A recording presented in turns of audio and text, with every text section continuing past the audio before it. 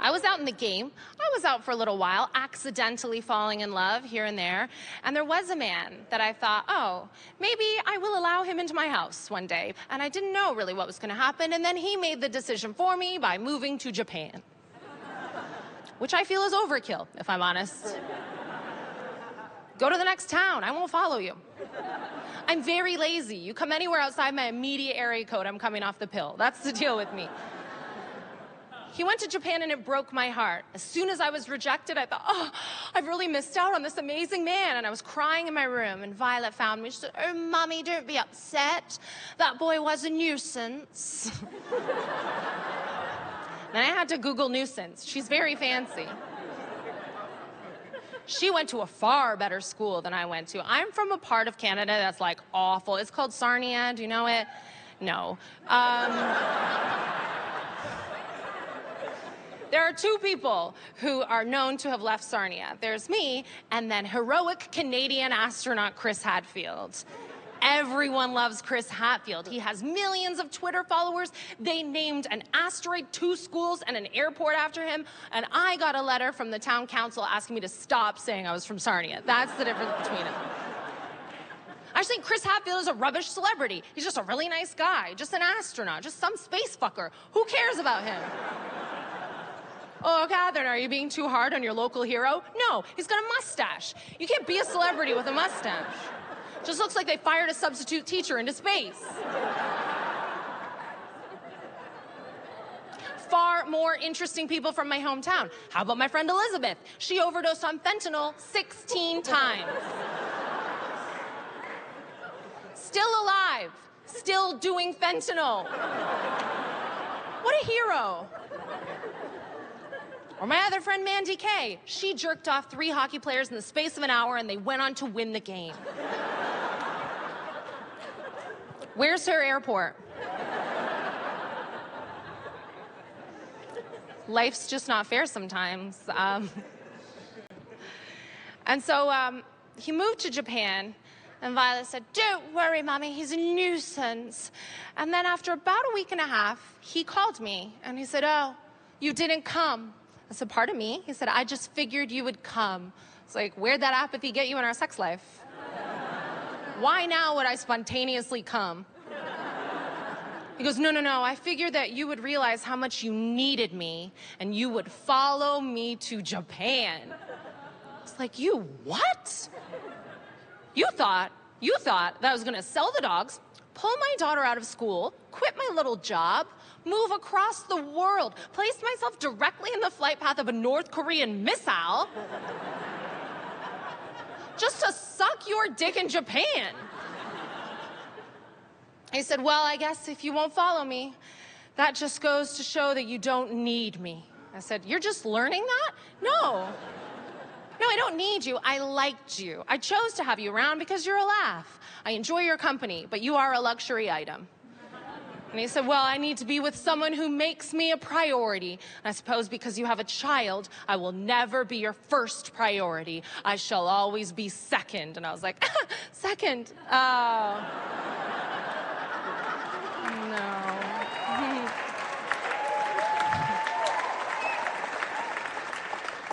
And by the way, I paid for everything.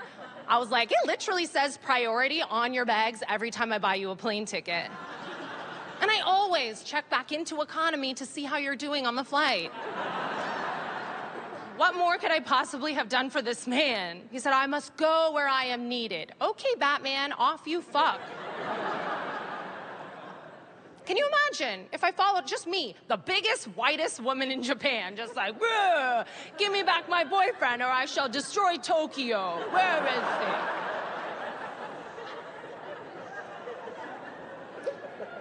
Would someone like me go to Japan? No, I went to Japan. Of course I went to Japan. I missed him so much. And I left my daughter at her dad's and I was like, I'll be right back. And I flew all the way to Japan and I was in such a rush, I fell in the airport and broke my front tooth. Yeah, one of the best teeth. And I was at the lowest point of my life, and he was very sweet. He collected me from the airport. I didn't speak the language. He took me to his apartment. He said, don't worry, we'll get your tooth sorted, it's fine. And I thought, wow, I was right to chase this man. I do need him. And I rang my mother and I told her the good news. I said, Mom, I'm gonna sell the dogs, pull my daughter out of school, move across the world and live with this man in Japan. And she said, let me get this straight. You're financially dependent on a man in a foreign country and you got no fucking teeth.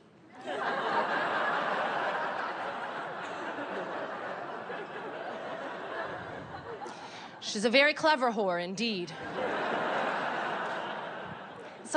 But I will be honest, I'm not bulletproof. It did hurt my feelings. And my friends gathered around me, like friends do in times of grief. And they were like, girl, you need to get yourself a revenge body, girl. I was like, a what? And they said, a revenge body. I said, unless it says body in the back of my truck, I don't follow. And I know you don't follow. You're like, Katherine, why are all your friends offensive stereotypes of American black women? They're not. They're gay British men. It's the same voice. It's the exact same voice. They were like, hunty, this will not do. You need to get yourself a revenge body. Oh, and I didn't know what it was. And so I looked it up. I found out revenge body. It's a term coined by Khloe Kardashian, one of my top 5 favorite Kardashians, guys. Do you enjoy the family? Do you like the Kardashians? Some do, some don't. Oh, very divisive, aren't they? Look, Joseph, just ratting out your girlfriend straight away. She loves them. So do I. Give me a cheer if you like the Kardashians, then. Many people. Give me a cheer if you dislike the Kardashians. A lot more. How do you feel about them?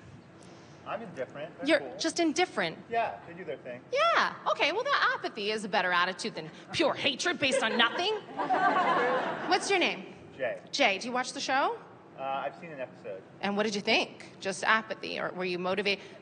They make a good show. Yeah, exactly, Joe. They make a good show. That's why I watch it. Very tasteful interiors. I find it relaxing. Okay, who dislikes the Kardashians? You dislike them. No, madam, you don't like them. What's your name? April. April, why do you hate the Kardashians? They don't do anything. They do things 24 hours a day. They're doing things all the time. You need to follow them on Instagram and you shall see.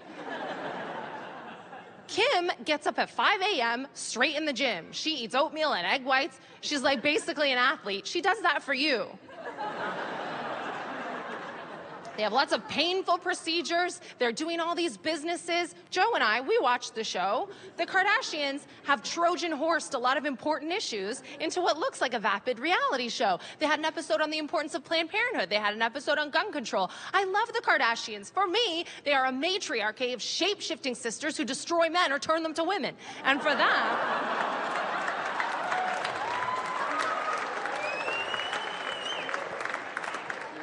It's very much a sci-fi program. All they had to do was be Rob. That is all that was expected of them. And these women rise up. They're absolutely amazing. They have beautiful children, and all their children somehow look like them, even though they themselves don't look like them. And I will say they're not perfect, but they are thriving in a capitalist society that they did not design. And for me, they're very vulnerable. They share everything. And when I was heartbroken during my breakup, Khloe was also going through a breakup with her then husband, NBA star Lamar Odom. Now, he had drug dependency issues. Anyone who's been touched by that knows he lost everything. He lost his job and his fame and his wife, and he lost way more weight than she did, by the way. But she didn't cry in her room like I cried in my room. Khloe got in the gym and she started working out, lifting weights. I thought, whoa, here we go, revenge body. She's gonna bulk up, be drafted by the NBA, beat him in his own game.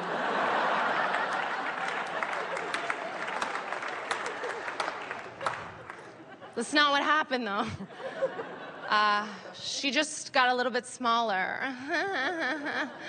Oh man, that's the best you can do when a man tells you to go away. Just like 7 pounds of you goes away.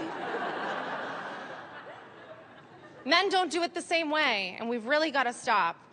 Show me a revenge film. Taken, starring Liam Neeson. That's a good movie. Where's the scene, though, when he's on the phone? Like, I have a very specific set of skills.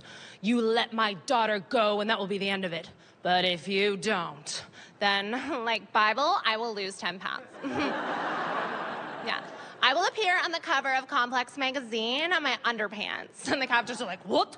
Oh, no, we never hear such terrible revenge. Please, please. Please, just kill us. No. It's never gonna happen.